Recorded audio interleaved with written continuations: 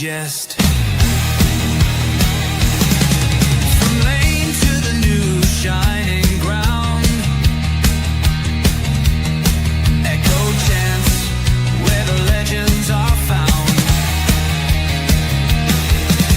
Heroes carved in the heart of time, we march on through grit and grime.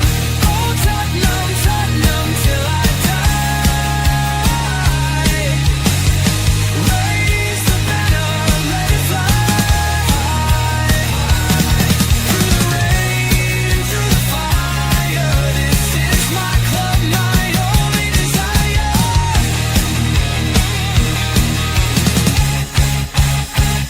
Oh Tottenham, Tottenham till I die. Raise the banner, let it fly. Through the rain, through the fire, this is my club, my only desire. Echoes of King and Greaves in the air. Every goal, the sound declares. Heartbeats pound like a drummer's song, marching forward, fierce and strong. We're the ones who rise in the clash. Numbers running in a white shirt dash. History burns in the roaring crowd. Every game we scream it loud. Oh, Tottenham, Tottenham till I die. Raise the banner, let it fly. Through the rain, through the fire, this is my club, my only desire.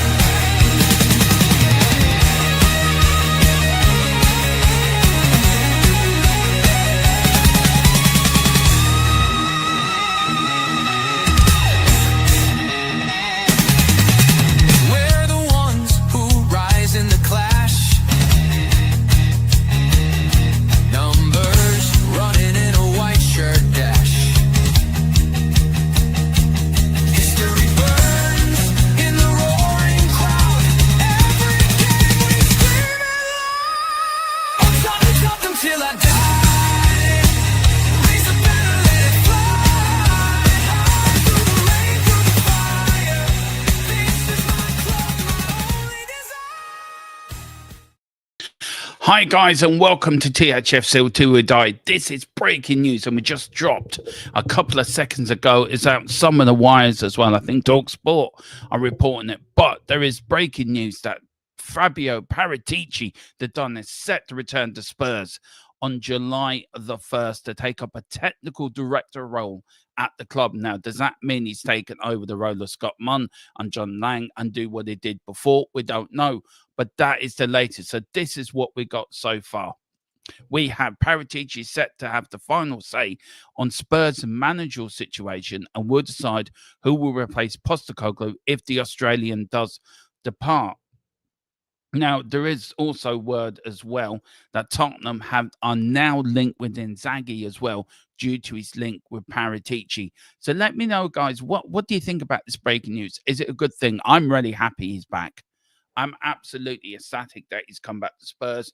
At least we have somebody under his watch that knows how to do a transfer window. You look at the gems he brought in on his first. He brought in Van der Ven. He brought in, I think, Romero. Yeah, some of his transfers didn't work out, but you look at the ones he brought in under Conte, Decky and Bentancur and Bentancur. That got us top four that season. So Levy has listened. He said, right, the deal's falling through with AC Milan, and now he is set to return to Spurs. Then there's always a question mark with this. Any deal can fall through at the last minute. But the news that I've got, the news we're getting, is that he's set to return. But he can't officially start work until the 1st of July. Now, the transfer window opens up on the 10th of June, or the 16th of June. It's open for a week, I think, between the 1st to the 16th. Then it closes for a day, and then it reopens again the next day, the 17th. Maybe someone in the chat can put me in. But guys, what do you think of that bit of breaking news? Get your comments in the chat. Let me know what you think. Interact with me a little bit here as we get talking more about this breaking news. And another thing as well, why I think this is a great move for Spurs and a great move as well. That the way that he restructured Tottenham, and Tottenham need restructuring very badly. We all know that, and we seem a little bit lost. We seem a little bit distracted to what we're doing. We've had a couple of windows now under Lang that have not been good. The manager hasn't been backed. And with Paratici, whoever comes in, either it's Levy or new owners, know they can trust Paratici with the money to buy in quality players. And that is what we want. That's what we need. We need quality players to come in. Not like look, I'm Johnson's biggest fan, but he's nowhere worth 55 million. We need a quality number 9 up front. Look, Dom Solanke works his ass off last night. Got his goal from a penalty last night, but we need a quality striker. We need someone who's going to score you 25 goals a season. We haven't had that since Harry Kane left. Look, I just think this is great news from Spurs. Big up to Johnny. He goes, oi, oi, legends, great news. It is brilliant news. And on the back of the 3-1 win last night as well against Bodo, this just adds to it. But we do have some unconfirmed reports. Now, firstly, I have to apologize to you guys. Look, breaking news is a very delicate work, sort of wiry, sort of working on the typewriter, right? That some of the news you get isn't correct. Some of the news is correct. So it's a flip of the coin. It really is. When I know this is from my number one source, and I know this is accurate, and this is why I'm breaking it now as I am. But we got news last night. I was told last night that Bergville is not injured. He will play. Well, obviously he was injured. Obviously he didn't play last night. I have got an update on that as well. This is all on confirmed reports, by the way, as well. But I just want to apologize for you, to you, the fans, the subscribers, the people that watch us, that depend on us for breaking news, that we didn't get it right last night. So, look, you don't get every news right. You don't get every bit of information right. You try to weed out fact from fiction. You try to weed out the good news from the bad news and what you can run with. And look, we can only apologize. We don't get it up all the time. Big up to Christopher Inshaw. He says Xavi is the new favourite to replace Ange Postecoglou. Tottenham should he leave at the end of the season.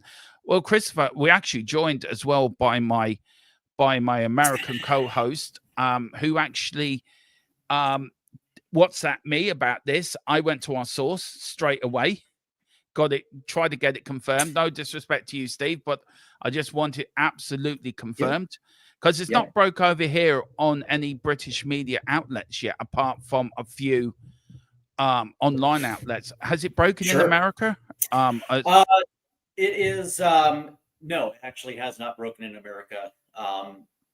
But you know, the interesting thing is there are a few sources on Twitter that I see, and so what I ended up doing was getting a hold of one of my contacts, and just to say, hey man, is this a fugazi? Granted, we have seen Paratici at numerous games over the last couple of months, right? So I personally just thought he was doing internal scouting, lining up for the summer transfer window, and then eventually we would hear official news. But this morning I was kind of going over some stuff, and I saw it. I'm like, really?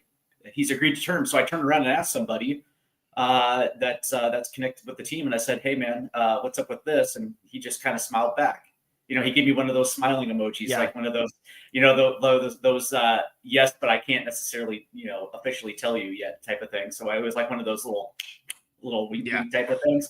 And I was like, okay, fair enough. And so I got a hold of you, and I was like, hey man, he's back. Yeah. So I got hold of our source that I use. Big up to Colin as well. Big up Dermo. Big up Colin. Hope you're well, man. And listen, great win last night from Man United as well. I will ask my source about Xavi. I would love Xavi at Spurs, by the way. But this is the latest we do have. Now, this is what I was sent. Paratici is set to have the final say on Spurs' manageable situation. Good. He would decide who will replace Postecoglou if the Australian does depart. But he can't officially start work until the 1st of July. And also, Tottenham are now linked with Inzaghi due to links with Paratici, which, look, no disrespect, I think, to you, Christopher, but I think that makes more sense. Inzaghi He's had links with Paratici. He's worked with Sure. Paratici. Look, I love Xavi, but I think that one with Inzaghi's got more legs on it. But you just don't know, do you? You just don't know Right. where twists You and would turns it's going to take. you would think that Inzaghi makes a lot of sense, just considering the not only the links with Paratici, but that being said, the transfer strategies that Paratici Mm. likes to implement. He likes bringing players in from Serie A, the Italian leagues, and so it makes sense to have an Italian manager. Just understanding the style of play in which the players that are coming through the door.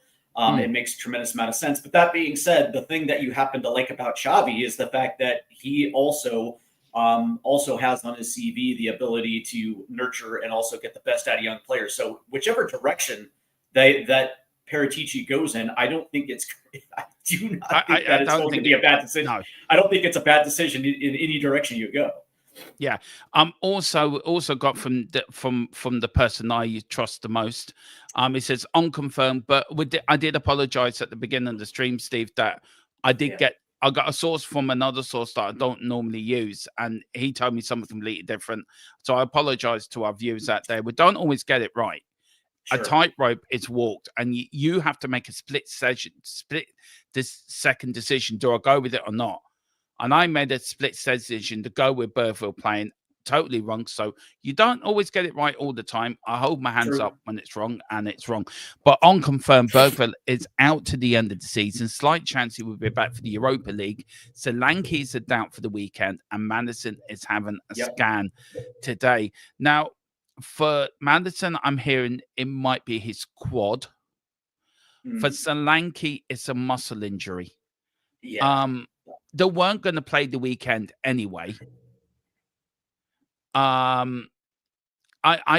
look, they weren't going to play West Ham on Sunday anyway. So is it a case of just get the scans in and wrap them up in cotton wool? As I said last night, I think to you or James, we need to wrap up everyone in cotton wool now between now and the final. Yeah, for sure. It's too bad that Bergvall is out. It sucks because he's quietly developed into the engine in that midfield, and he gives this side so much pace and so much aggression. And I like the chemistry that was developed with James Maddison over the course of the last couple of months. And it's too bad. The crazy thing is, from what I'm hearing, that he's absolutely done for the season. That even if just out of curiosity, for whatever reason, if he's a quick healer, and there is a slight chance he could be available, they're still not going to play him in the final. They're just going to let him heal for the rest of the season. Now, as far as Madison goes, Postecoglou did come out and said that it wasn't necessarily serious, that the scan is precaution. And that you're absolutely right that both him and Solanke are going to be wrapped up in cotton this weekend. It's going to be more or less. It's just going to be more or less just making sure that they have the couple extra days of rest leading into the second leg next Thursday. They're going to be available, and none of those injuries are considering season ending or even threatening in that direction. So I would probably assume you're going to see both in the second leg next Thursday, 100%. Yeah. And as Daniel said, and I haven't watched the press conference yet. I normally watch it about 4:00. So I can start putting Ange Talk Spurs together. So put that pre-record together. He said this word out. I will watch that press conference, but big up Daniel for that. Look, after the great win last night, and look, I'm really convinced I'm going to disagree with anyone that we should be nervous for the second leg, but I think we're going to be too professional, and we're going to be too professional not to piss this up. We'll win that. We'll probably get a draw out there. I'll be happy with a 1-1 draw or get a sneaky 2-1 win. We will score against them. We're too good for them. And I think their luck is going to run out. So this is why I'm so convinced we're reaching the Europa League final. Now, with United being 3-0 up as well in the Europa League, does getting to the Champions League I think personally myself, makes Paratici's job a lot easier when he comes in. 100%. Now, he is taking the technical director's role. Now, is he taken over? This is what I don't. I can't get my head around. Maybe you can help me in this, Steve. Is that taking over Scott Munn's job, or is that taking over Lang's job as well? Is he becoming? Is he going to be the boss of everyone below him? He's taken over the whole department, and with Correct. restructuring that he did before, he want to put that back in again because Correct. we seem a bit lost when it comes to transfer windows. We've been sort of walking around lost looking when it comes to our last couple of windows, and really have. We've not had great windows. Yeah, the from my understanding, yeah, that he is going to be leading the entire football the entire football operations department, which would mean that he would be the boss over Scott Munn and Johan Lang, which, by the way, those two will be leaving the club at the end of the season. Because you would probably assume that Paratici is going to want to bring in his own people. And that makes complete sense because he has he has a working relationship with certain people, and he's going to probably want to replicate that the second time around.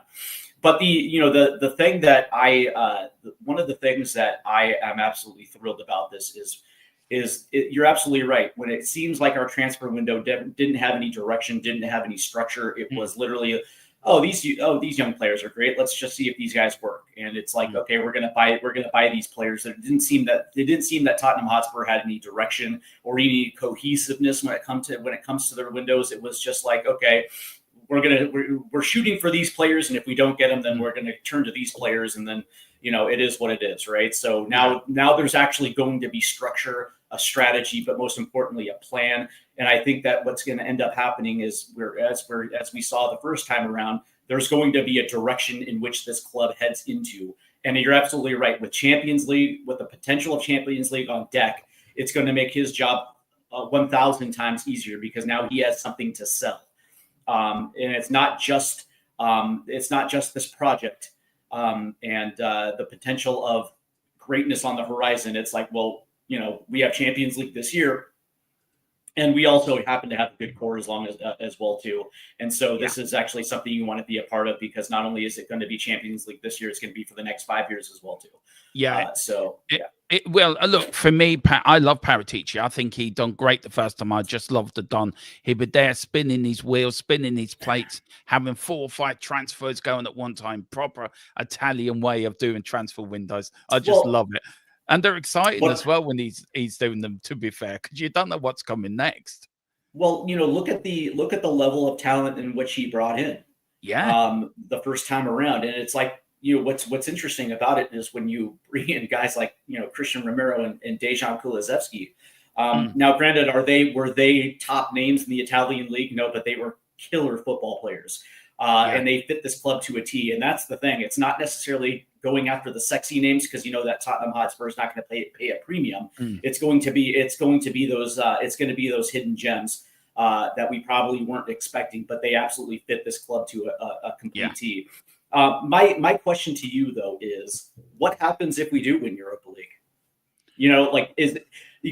That being said, there is still that possibility that if this happens and we pull this off, that Ange Postecoglou still might be in the mix next year. For bringing the trophy. I understand I understand. No, I tell you why. I got something to back it up, Steve. Paratici, before he got his ban, did not want Postecoglou at the club. He was not his manager. He did not want Ange as manager. We actually did break that at the time that he didn't want him. Then he got his ban. And then Lang came in, and that's when I think Postecoglou came in after Paratici's ban. But Paratici did not want Postecoglou at the club. He didn't want him as manager. He wanted an experienced manager, somebody like an Inzaghi or somebody that's been there and done it. Now, look, I get what you're saying in that if he wins the trophy, that he should stay because he's won the second most important European trophy in Europe, and I get that. But I think look, why I understand that, but my own personal view is when you look at the whole season as a whole, you cannot ignore the season we've had in the Premier League. Correct. You can blame injuries on that. You can blame whatever you want on it. But to be 17th, would any other manager survive that season? And the answer to No, that is no. no, It, no. you win the European trophy, great, but that only pay and you may say, okay, Ange, you can stay for next season, but that's only papering over the cracks. Look, nobody wants Ange to do well more than me. I'm a massive Celtic fan. Sure. I love Ange Postecoglou. Pardon me, have I been frustrated with him? Hell yeah. Right. Have I been annoyed by him? Hell yeah. But I think there needs to be another manager to take us to the next level. And I think you've got to look at that. Right. Probably Inzaghi, Xavi. There's been mentions of Jose Mourinho. Would he come back to Spurs? Because he will leave Fenerbahce, I think, at the end of the season as well. For Champions League? For an opportunity with Champions League and an opportunity to run it back, but this time with Paratici in the fold. And by the way, new owners as well. Yep, there's potential for new owners, but also just with actually a better transfer strategy than the first time that he had. A director of football who is going to who is actually going to listen to him and actually get players that that he wants. But hey, Derma, I gotta tell you this, right? Because a couple days ago I was thinking about this, and for all the credit that I give, Ange Postecoglou for winning the double up in the Premier League, which is no easy feat to do. I don't care about what league you're in. If you can win a double, that is a unbelievable accomplishment. But here's the thing: I want you to listen to these team names. So you have, outside of Rangers in Scotland, you have Hibs, Dundee United, St. Mirren, Motherwell, Hearts, Kilmarnock, Dundee, Ross County, and St. Johnstone's. Yeah. If you're Celtic and you spend the most money in what I would consider a weak league, and you basically win the double off the backs of some very bad teams in the Scottish Premier League, it's going to make your resume look that much better.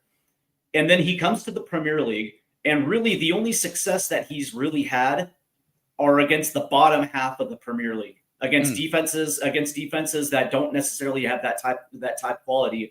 As the top half of the Premier League. And then when you see his record versus the Big Six, and even against the Newcastles of the world, against some of the top half of the Premier League, even some of the teams like Bournemouth and Fulham, he has struggled for consistency.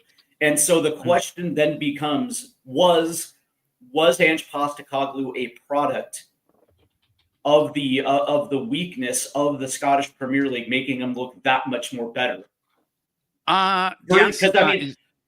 Because here's the thing, though, right? Because I still think that he's not in over his head in the Premier League. But that being said, it's like you mentioned the fact that he's dealt with injuries and inconsistencies in the Premier League, and it's like, okay, well, I have to look at the haves and have not. He can take care of the bottom half of the table, but when it comes to the top half, it's been nothing but inconsistency. I would have to disagree with you, Steve, on that. Look, I get your point you're making. I really do. And I think it's a very valid point you're making. But I will have to disagree on what you're saying. I watch a lot of Scottish football. I do too. A sporting sort of Celtic. And I've always had the argument when it comes to Celtic that you have to beat in front of you. Now, I'm long enough in the tooth to remember us not doing well at all. Before Ange came to Celtic, we were a mess. We're an absolute diabolical of a complete mess team. We weren't winning the league. And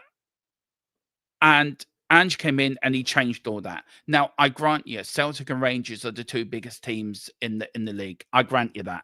I also grant you that the Scottish League needs restructuring badly, or somewhere of restructuring to make it more competitive. I grant you that too. But I've always been on the precept that you've got to beat what's in front of you. You've got to beat. And look, it's easy just saying doing the domestic treble is not easy when you've got Rangers snapping at your heels, because you've got to beat Rangers in one of them competitions anyway to get there. Look, I think Ange is a very good manager. I think Ange would do well in the Premier League. He's outsmarted Pep up at the Etihad 4-0. Not many managers have gone up to Man City and bashed them 4-0, to be fair. I agree. We've got number on Man City. I agree with you. Like Arsenal with Chelsea, he's made mistakes. I agree with you in that as well. He has not. I think he's more of a Bournemouth sort of middle of the table manager, where if you get Fulham, say for Fulham or some team like that, but Ange's been successful everywhere he went. You said it yourself. He won with Australia. When does Australia win anything?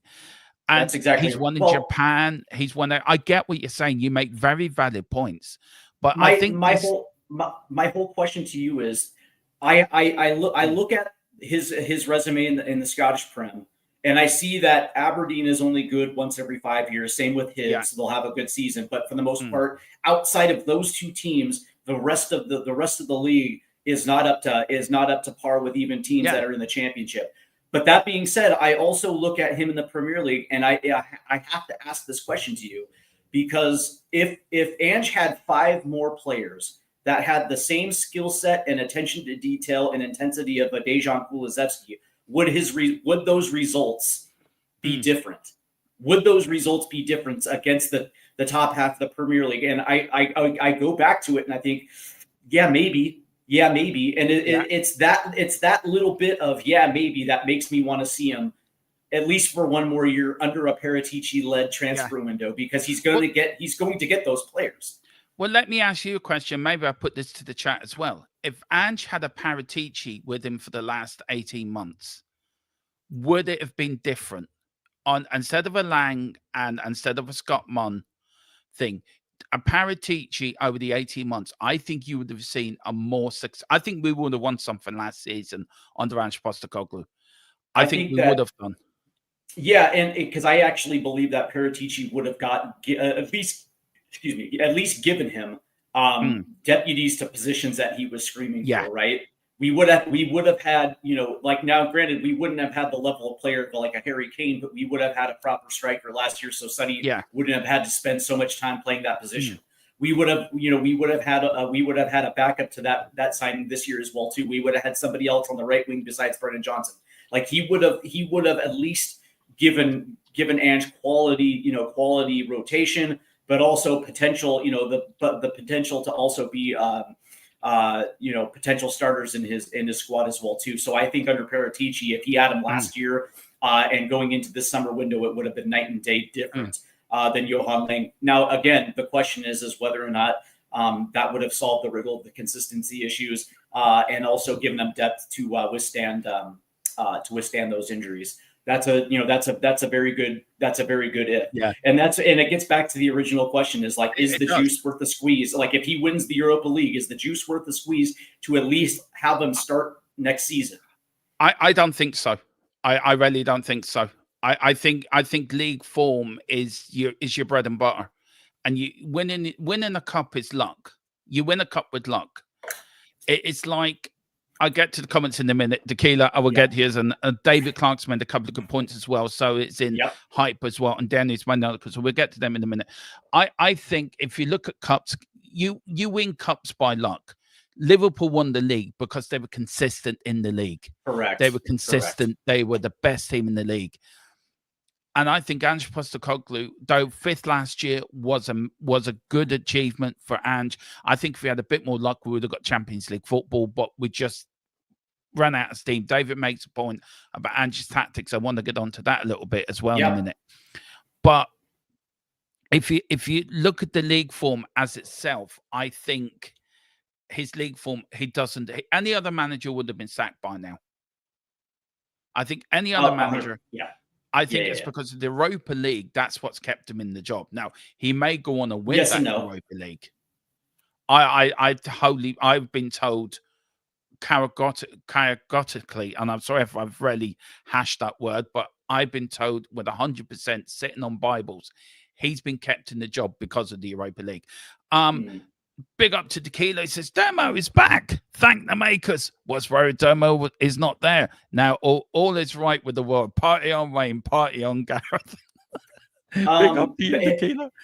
Hey, by the way, Tequila, you're right. I did indeed kidnap Derma last night, and You I did. did pay the Joffa cake ransom that was definitely No, needed for Derma he to actually come no. out To of be hiding. fair, no. To be fair to Steve, he fed me a steak dinner.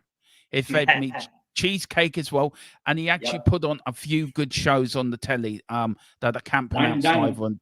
Yeah, there Yep. were after 9 shows, so I can't say that. So no, to be fair, and you know there was a bit of a party going on, so he wouldn't let me out the room. I was quite happy to stay in there. But big up to Tequila. Hope you're doing well, brother. And I'll tell you one thing: if Spurs get to the final, will you join us? If Spurs get to Europa League final, I would love. I know you're going through your health and everything. It's well documented how what's happening at the moment, man. So I want to start a hashtag trophy for Tequila. But do join us for the final, man, because people want to hear you. You talk good sense. You talk proper sense about football. But listen, I'll speak to you later, brother. Take care. We've got Daniel says, no, mate, it's not that. It's high level manager. He's forced on a regular in the Premier League. No respect to the guy. It's something he's never faced before. Correct. In the hype says the MLS is excellent. I can vouch for that. I can vouch for that. It's Vancouver? Really, Vancouver. So, of all the Cascadia teams, you decided Vancouver and not Seattle? Oh, come on, man. Yeah. No, winning the league. awesome. Yeah, Boris says Vancouver's winning the league was a mix of both. Liverpool were consistent at the same point. Arsenal won. Yeah, well, they're shit anyway. Dropped too many points. Could caught up countless times, but failed. Yeah, because they're shit. Sorry, Bobby and Brenny, if you're watching. The season was a bit of both. David Clark, my nemesis, my nemesis, my alter ego. I would say for David. Big up, respect you. Respect you also with immense. You up there in Mount Rushmore of legends of this channel, David. So he says Paratici isn't the scholar the fans are saying he is. A lot of football people in it said he wasn't the man who brought success to Juventus. I disagree. It's another man there who was the catalyst. Look, well, it's almost like Spurs, isn't it? Right? Because here's the thing: was he around? Was he around to finish the job? No. So no. yeah, so of course he's not going to take the glory for finishing off the Juventus project, but he also built the foundation for Juventus. That being said, it also almost seems like Spurs, doesn't it, Dermot, where he built the foundation and then he couldn't finish it because he got the ban. Football Hack says there's rumors that Spurs ain't talking to Paratici and the Italian prosecutor service are setting a criminal trial for him for fraud. I don't believe. I wouldn't have broke this, and I don't believe that. I think that's a little bit of. I don't know. I don't think so. I really don't think so. But look, I'll put it to my guy. I'm surely he will let me know. He's watching this. The person I trust, so he'll probably let me know. Paratici is a good DOF. Of course he is. He's the Don. He is the Don. The only downside of him, he doesn't really know how to sell off players. Can buy amazing players, but doesn't sell off well. What I give him large credit for manage is to earn us is 40. Earn us 40. Yeah. No, he didn't. Some of high, whatever that means. I don't know. Yeah, but you know what though? You know what, Boris? That's the thing. It's like it's not really a Paratici thing. Spurs really don't make a lot of, historically speaking, outside of the outliers like Gareth Bale, Luka Modric, Harry Kane, Kyle Walker, those type of players. Spurs have never really been a team that has excelled in creating profit from player sales. It's not really their thing. Yeah. I mean, I did a show the other day with Tottenham's biggest. Here's a question for you. Can you name me, man, the chat as well? Can you name me Spurs' 5 biggest transfer? The top 5 that broke records at Tottenham. So you got 5 players that have broke records. Can you name the 5? Well, I'll name 3 right now. It was Kane, Bale, Walker. No, but no, that we've bought. That we've bought. Oh, that we bought. Okay, let's see. Let's go back. Well, Dom Solanke and this is the whole history of Tottenham. The top 5 record-breaking signings at Tottenham. All right. So Solanke broke it this last summer, followed by Dembele. Yeah. Let's see. I'm trying to rack my brain. Let's go. wasn't what's his the Argentinian back in the day that signed for 700K coming off the 78 World Cup, and his name is escaping me right now, but you know who I'm talking about. That's three. I want to say, in the early 90s. The five are there in front of you. They're the five most expensive players. Well, but by the way, no. But after Argentina won the '78 World Cup, we signed an Argentinian player for $700,000 at the time. It was a I'm talking like Premier League. Sorry, Premier League. Sorry, it's actually Solanke, Dombele, Richie, Brennan, Romero. The only two people that in that list, right, that we wasted money on is Dombele. Dombele really wasted money on him and Richie. I think I said last night, I don't know if you watched me on Dave's. I said on Dave's last night that he will come round the back and he will score. He will get. He did. And he did. And I was proven right on that last night. And a lot of people laughed at me when I said that. I was. By the way, Archer here says Lo Celso, and wasn't Lo Celso wasn't he like a $45 million transfer fee? Yeah, I've actually got it here. Actually, if I can find it, I did the research on it the other night. Is it this one? Yeah, it is. Here we go. Yeah. That is the top 5 peeps. So it's 50 million for Romero, 58 million for Richie, 55 million for Brennan Johnson, 62 million for Dombele, and 64.3 million. Now, if you're looking at the players we sold, and you're right to say, these are the most top 5 expensive that we sold. 35 million back in the day was a hell of a lot of money, Stephen. You can vouch for me for that. 38 million was a big deal. And then look at the jump.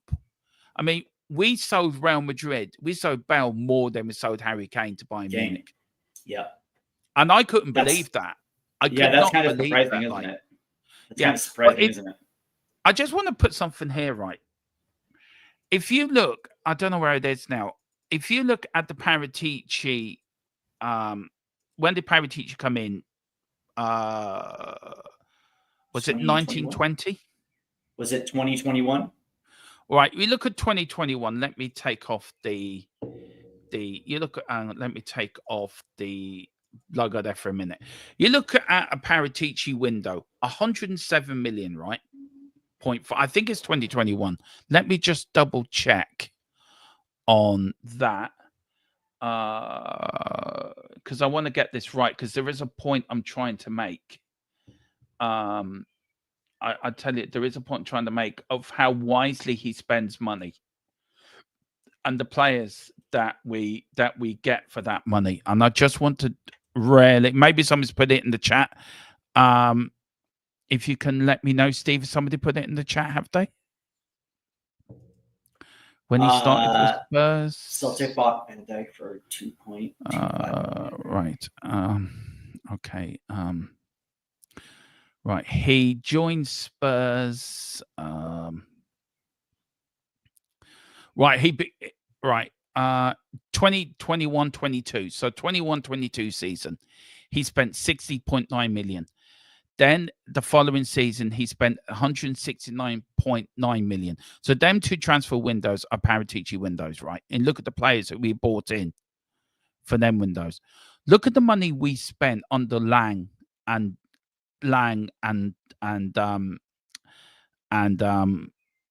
what's his name? Lang and Mon. Have we? If you look at the two windows, have we wasted money on the Lang and Mon? And did we spend it wisely on the Paratici? You know, here's the weird part, right? Because you look at the likes of Lucas Bergvall and Archie Gray, and you say no.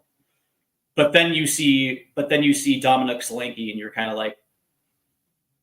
you're kind of wondering whether or not that actually fit. It's weird. I think, here's the weird part, right? When I look at the core of the players that are on this team, and you look at Vicario, Van de Ven, Romero, Udoji, Pedro Porro, Dejan Kulusevski, and you're looking at it kind of like, oh, okay, so he was right. And then you look at Johan Lang, and you're kind of like, you're looking at his transfers, and it's like hit or miss. Yeah. You know what I mean? That's the thing. It's like it almost feels like Johan Lang was just throwing darts at a dartboard, hoping something will stick. And he got the 2 young players right. I think that's correct. Now the question is whether Matisse Tell and Wilson Odebear are going to hit. I still think the jury's out on those 2 players. No, I think Odebear's going to hit. I don't think you see the ceiling. You see the ceiling with both of those players, but we haven't seen the type of progression like we've seen with Archie Gray and Lucas Bergvall yet. I get what you're saying. Look, I also think our scouting network needs improving. And under Paratici, we have probably one of the best scouting networks in the Premier League. You look at our youth academy; it went on to success because of Paratici, what he'd done. I want to get a few comments, and then we are going to leave it there. We are on tonight at 10 o'clock. Join me and Steve for, I don't know, it's a new American Spurs talk show where... The American Hotspur. The American Hotspur. Yeah, we're going to have... There's your nickname. Sorry, Dave. You now got a rival called the American Hotspur. The American Spur. There you go. Where we are going to put the link into the members group where it's about like a fan show, so you get on to come on and have your say. So me and Steve are doing this tonight, so please do, if you are a member, we're going to put it in the members group. We're going to put it into the members group WhatsApp group as well. So pick up your memberships and get into that membership group and hit the link. Come on, join me and Steve as we talk all things Spurs. I just want to go through the key list. Says Lang is trash compared to the Don. Send him the horsehead Don. Lang and Ange deserve each other. Yeah, they do. Lang and Paratici are better at certain things. Lang finds amazing. One of the kids, Paratici finds amazing. That is the problem, isn't it? Ready-made players.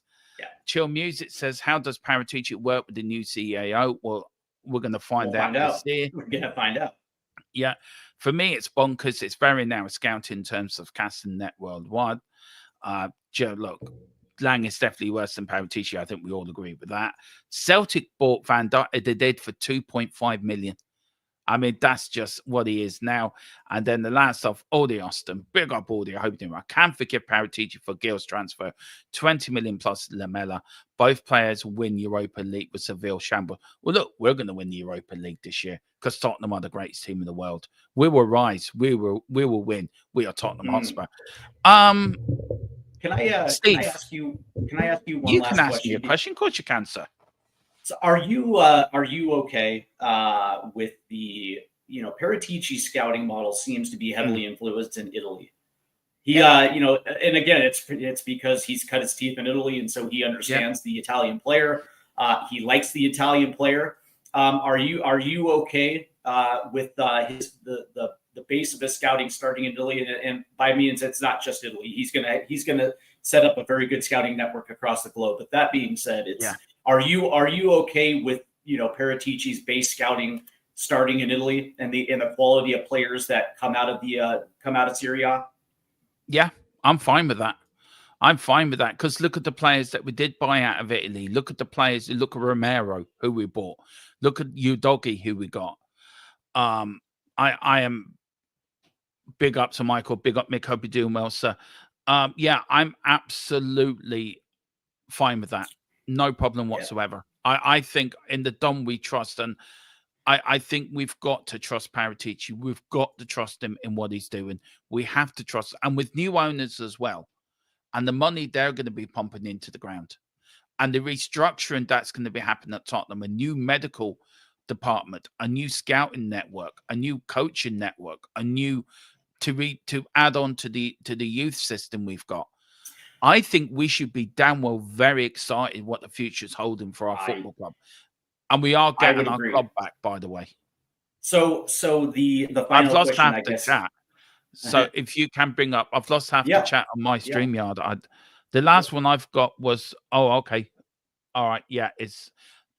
I think there's a load more under Boris. I can't see. I only see the one with Boris, the last one being Boris. So yeah. So I guess the next logical question is, how many years do you give him for him to at least win a domestic trophy, if not better? Like, is this like, okay, well, Paratici's back and he's got 3 years to win a trophy? Is this a little bit more long term, like 5 to 7, that type of thing? Because you understand the Spurs fan base is desperate and hungry for trophies, and if Paratici is this exalted person that we put on a high pedestal, how many years do you give him to deliver that first trophy? We could win our first trophy this year. We could win under Paratici, because if he's under not Paratici. I think under Paratici we'd say Inzaghi in charge. Yeah. I think if we win the Europa League, then our first trophy is the Super Cup. I think we win that. So, I think under Inzaghi, think about it. Inzaghi, Italian managers are very good technically. You look at Conte. If Conte had this squad, I think Conte wins the league with Tottenham Hotspur. If Mourinho had this squad of players, I think Mourinho does far better than he did with the squad of players. Think about it. He didn't have a Romero. He didn't have a Mickey van der Ven. He didn't have a Udogi. He didn't have a Jed Spence. He didn't have a Porro. He probably get the best out of James Madison. He didn't have a Kulu. Right. Do you know? Right. If you look at the quality of players we had then to now, it's totally different. And you expect Mourinho and Conte to be guys that where the expectation levels are insanely high, and so the poor quality that we've seen would not be accepted. So I would give him 3 years, because I realize that Paratici is going to need at least 2 summer windows to put the finishing touches on this roster.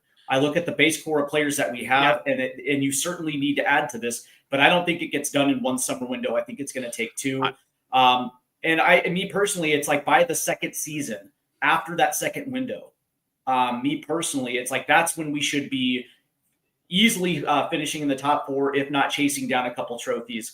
That's where I'm at, like year 2, year 3. By that time, we should be winning trophies. Can I sort of explain what I mean by now? Sure. I mean, if you bring in Inzaghi, who is a ready-made manager, he may want 1 or 2 players to add to the squad. He may like what he sees. He may just want to add 2 or 3 players. So if you add like a Harry, you add like a decent striker up front, that gets you 20 goals a season. That's a couple of more points per game.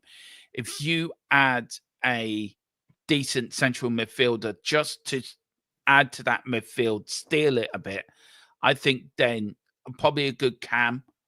If Manson does go, add him with a decent cam, probably put Decky in there, and then get a good winger for Brennan Johnson. I think the defense sorts itself out, because the defense is as strong, and Vicario, I think it's probably one of the best defense 5 units out there when they're all playing. I think you add 1 central cam, you add a decent striker, decent wingers. I think you've got the chance of winning very early. I don't think you would wait 2 or 3 seasons. I get why you're saying what you're saying, but I think this team just needs touches to it. It doesn't need a major overhaul. So, but that being said, the reason why I said 2 windows is because you're going to have a list of targets, and you're not going to be able to get them all in the first window.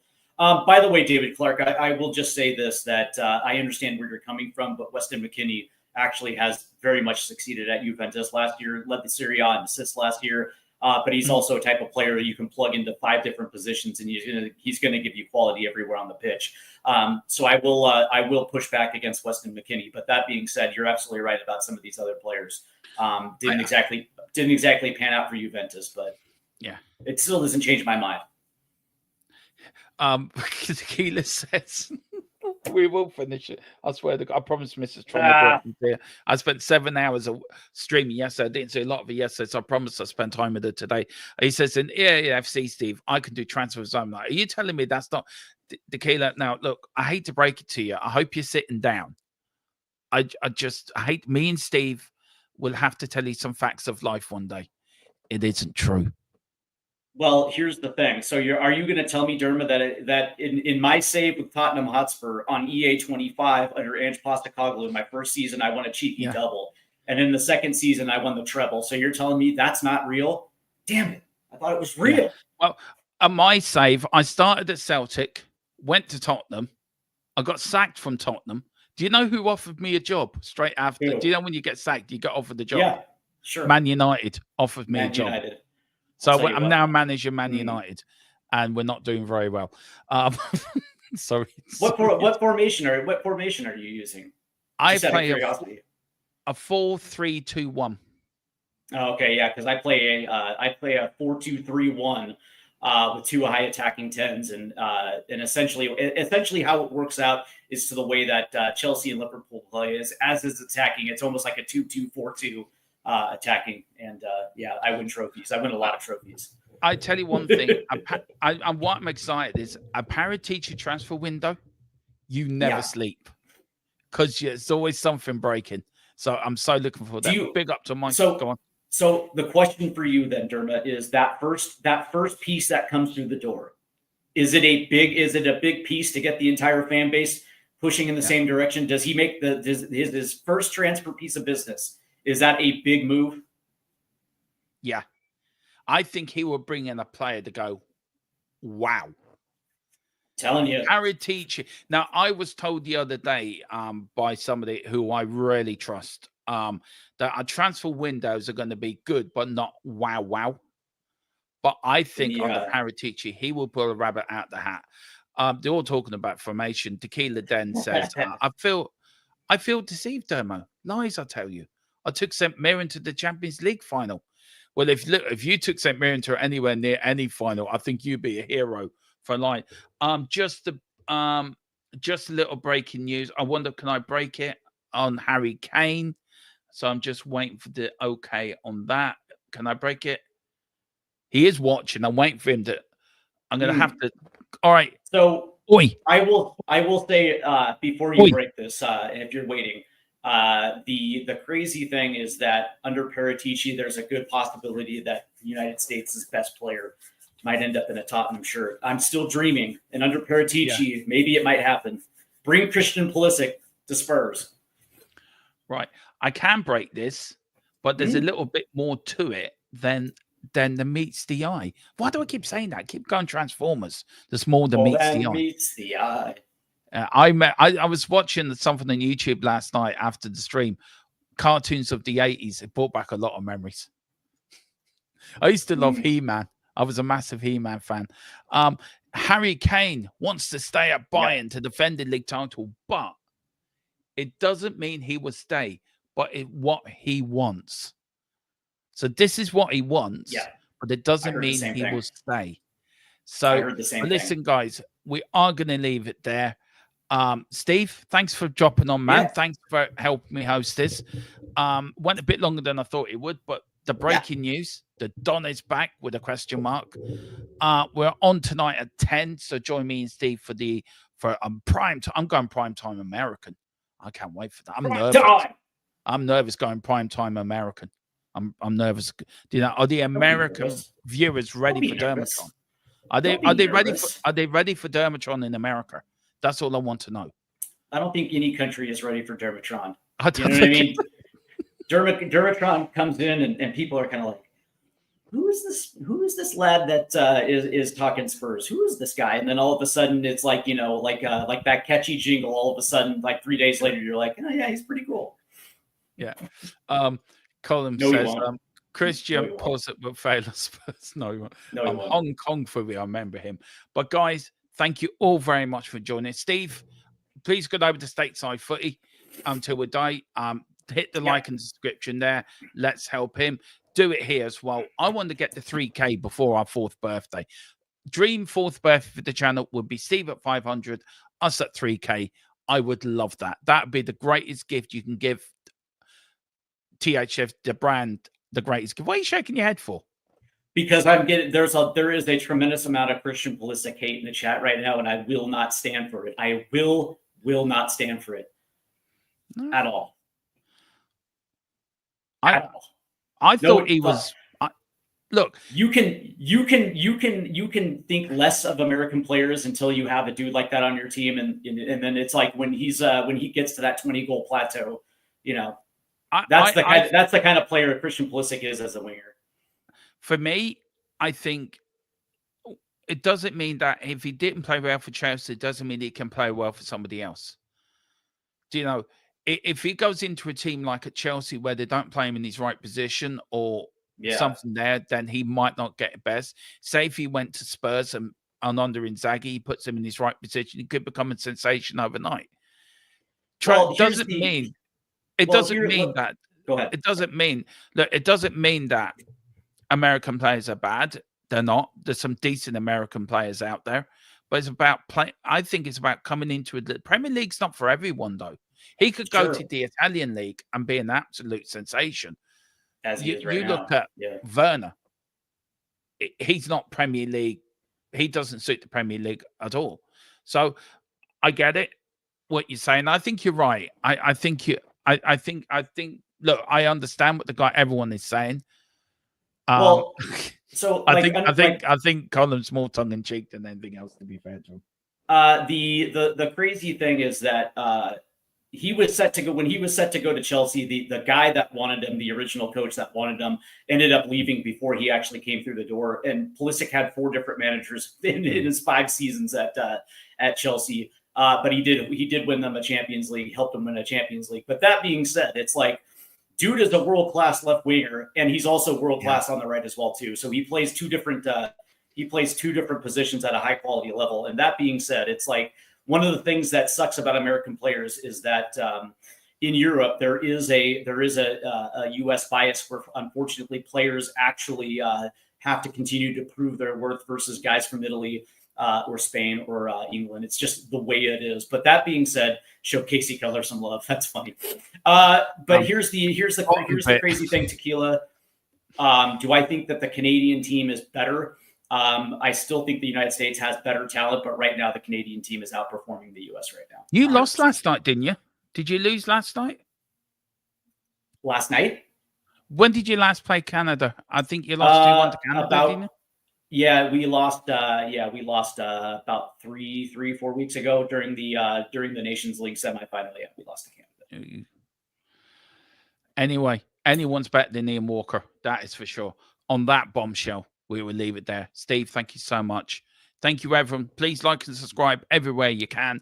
Let's grow this brand. And whatever you do, the Don is back. Bring on the good times. Bring on the Spurs. We're going to win the Europa League. Now, all we need is a trophy. Come on, you Spurs. In the Cocker we trust, we never stop. Cuckoo! In Kulusevski we trust. See, there you go. You're getting it now. There you go. Cuckoo! Eyes on the